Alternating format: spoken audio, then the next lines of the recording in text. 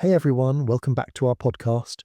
Today we're diving into a topic near and dear to every freelancer's heart: time management.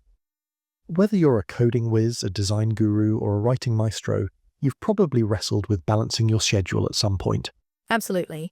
Freelancing can be liberating. I mean, you get to choose when you work, how you work, and hey, maybe even work in your pajamas. But that freedom comes with a catch. Without solid time management, you can find yourself working nonstop at strange hours, living off caffeine and stress. Been there, done that. I remember when I started freelancing, I got so excited about the no alarm clock life. I said yes to every project that popped up. Before I knew it, I was answering emails at 2 a.m., juggling impossible deadlines and basically running on fumes.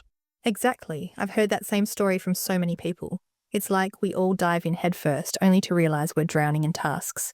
So let's talk about some strategies for reclaiming sanity, starting with recognizing the true value of your time. I love this one because it's so fundamental. Once you really grasp that your time is finite and precious, you start getting selective about how you spend it. When I stopped saying yes to every single request, I discovered I was producing better work and actually living my life. Right? And a big part of recognizing that value is setting a realistic hourly or project rate. Sometimes you have to step back and say, I want to earn X per month. How many hours can I truly work before I burn out? That helps you figure out your baseline, right? Precisely. If you break it down and realize you need to charge at least $50 an hour to hit your monthly goal, then it becomes easier to turn down that project that wants to pay you 20. It's the difference between hustling just to hustle and hustling smart. Also, there's the fear factor. If I say no, maybe I'll never see another job offer again. But it rarely works like that. In fact, if you free up space by declining lower paid or poorly matched gigs, you can say yes to projects that actually fit your goals and your wallet. Couldn't agree more. Now let's talk about boundaries and schedules, because this is where the rubber meets the road. If you don't set any boundaries, clients, friends, and even family can creep into every free moment you have.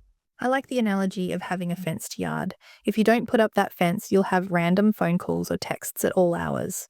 Suddenly, you're expected to respond instantly at 9 p.m. on a Sunday because you never said you wouldn't. Exactly. When I started setting office hours, it was a game changer.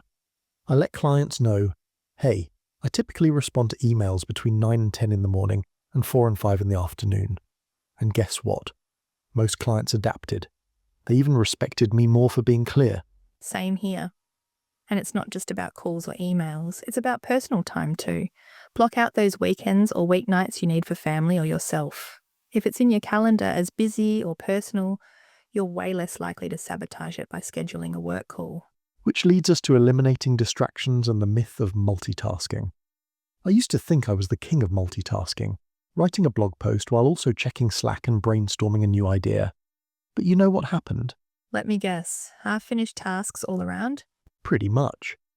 I ended the day with a messy blog draft, no real brainstorming done, and a Slack conversation that barely made sense. Once I started single tasking, focusing on one big thing at a time, I got more done in fewer hours. Definitely. And I know some folks where I work 16-hour days as a badge of honor, but if you're shifting your attention every 5 minutes, those 16 hours aren't nearly as productive as, say, a focused 8-hour block with clear breaks in between. Absolutely. I like having no notification blocks in my day. I'll turn off my phone or put it on airplane mode for 2 hours every morning. No email, no Slack, nothing. Just pure focus. You'd be amazed how much progress you can make in a relatively short window. That's a huge tip. Another trick is task batching, grouping similar tasks together. So you might spend a chunk of time all at once responding to emails and messages, rather than checking your inbox every 5 minutes. Right, because every time you switch tasks, you lose momentum. Now, I want to pivot into something I call the drip-by-drip approach, making incremental progress on big projects, rather than waiting for that mythical free week to suddenly drop out of the sky. Ooh, I love that. So many of us have these big dream projects, a personal app, a course we want to launch, a new skill to learn, but we never do it because we say, I don't have enough time. Meanwhile, we're waiting for some magical gap in our schedule. Exactly. Take my personal story. I had this idea for a software product, but I kept putting it off. Finally, I just said, all right, 30 minutes every morning, I'll work on it. No exceptions. And before I knew it, I had a prototype. It wasn't overnight, but drip by drip I got there. Consistency is so powerful. Even if it's just 15 minutes a day, after a month you've spent hours on that project. It's way more effective than waiting for a miraculous day off that never comes. For sure. And let's not forget the importance of tools and systems in all this. Early in my freelance days, I tried juggling tasks in my head or on random post-its. It led to a lot of missed invoices and near-disaster deadlines. Oh yeah, I'm a huge fan of project management apps. Trello, Asana, Notion, you name it. Even something as simple as color coding your calendar can give you that high-level view of what you need to tackle each day or week. Totally. Just don't overdo it with the tools. I once tried 4 different task managers simultaneously, and it became more confusing than helpful. Pick one you like, commit to it for a month, and see if it really sticks. And time tracking apps like Toggle or Harvest can be enlightening. You might think you're only spending 30 minutes a day on emails, but the data might show it's actually 2 hours.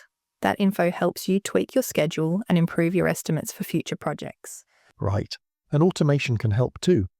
If you send the same kind of email to every new client, set up a template or autoresponder, it saves you from reinventing the wheel each time. And once you've got these systems in place, once you're valuing your time, setting boundaries, focusing deeply, adopting the drip approach, and using the right tools, you're really in the zone. That's the sweet spot where you can do excellent work without becoming a zombie. Exactly. And I think the big takeaway is that freelancing doesn't have to mean work 24/7. It can be more balanced than a regular job if you treat it like a business and guard your schedule. Right. In fact, a schedule is what actually gives you freedom. It means you can knock off at 5 p.m. or protect your weekends for actual downtime, and that keeps you creative and energized for the tasks that matter. Couldn't have said it better. So, if you're listening and feeling overwhelmed by your to-do list, pick one strategy to implement this week. Maybe you set office hours. Maybe you create a Trello board. Maybe you just block out 2 hours each morning to do deep work without notifications. Exactly. Start small, try it out for a couple of weeks and note the difference. Usually, you'll see a surge in productivity and probably a dip in stress. Totally. And don't forget to celebrate the little wins.